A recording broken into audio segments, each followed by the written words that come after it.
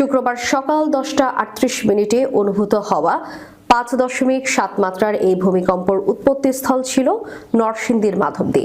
রাজধানী ঢাকা সহ সারা দেশে এ পর্যন্ত 9 জন নিহতের খবর পাওয়া গেছে এবং 3 শতাধিক মানুষ আহত হয়েছেন।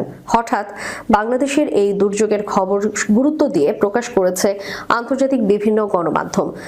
সংবাদ সংস্থা রয়টার্স এবং আনাদুলু এজেন্সি ছাড়াও Al Jazeera, ABC news, Deutsche Welle, Al Arabiya, TRT World, the Dawn, Daily Sabah সহ বিশ্বজুড়ে বহু গণমাধ্যম এই খবর প্রকাশ করেছে।